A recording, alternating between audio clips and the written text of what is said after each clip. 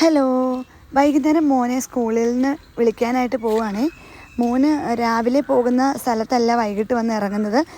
അപ്പോൾ ഇതുപോലൊരു വലിയ ഇറങ്ങിയിട്ട് വേണം കേട്ടോ മോനെ പിക്ക് ചെയ്യാനായിട്ട് ചെല്ലാനായിട്ട്. മുഴുവൻ പായൽ പിടിച്ച് കിടക്കുവാണ്. സൂക്ഷിച്ച് വേണം കേട്ടോ ഇതിൽ പോകാനായിട്ട്. ഞാൻ കയ്യിൽ 2 ചോക്ലേറ്റ് കരുതിയിട്ടേ പോകാറുള്ളൂ. കാരണം ഈ ഒരു വലിയ കയറ്റം കയറി വരുമ്പോഴേക്കും അവനാകെ തളർന്നു പോകും. അതുകൊണ്ട് ഞാൻ ഇത് കൊടുത്തിട്ടാണ് അവനെ കൊണ്ടുവരാറ്. ഞാൻ ചെന്നൊരു 5-10 മിനിറ്റിനുള്ളിൽ തന്നെ ബസ് വന്നിട്ടുണ്ടായിരുന്നു. വൈകുന്നേരം നമ്മൾ രാവിലത്തെ അതേ സ്റ്റോപ്പിൽ പോയി നിൽക്കുകയാണെങ്കിൽ ബസ് വരാനായിട്ട് വൈകും, 5 മണി കഴിയും. അതുകൊണ്ട് നമ്മൾ 3:50 ഈ ഫസ്റ്റ് ബസ്സിന് വരാനായിട്ട് ഈ ഒരു വെയിറ്റിംഗ് ഷെഡ് ബസ് സ്റ്റോപ്പിലാണ് വന്ന് നിൽക്കാറുള്ളത്. ഇതുവഴിയാണ് കേട്ടോ നമ്മൾ മേലരിക്കര അമ്പലത്തിലേക്ക് പോകുന്നത് കേട്ടോ. അങ്ങനെ ബസ് വന്നപ്പോൾ തന്നെ മോൻ വാതിൽക്കൽ തന്നെ നിൽപ്പുണ്ടായിരുന്നു. പിന്നെ ടീച്ചർ അവനെ അവിടുന്ന് ഇറക്കി വിട്ടു കേട്ടോ. അപ്പോൾ മോനെ കൂടാതെ 2 കുട്ടികളോട് അവിടെ ഇറങ്ങാനായിട്ടുണ്ടായിരുന്നു. പിന്നെ അവൻ്റെ കൂടെയുള്ള ടീച്ചറും ഉണ്ടായിരുന്നു.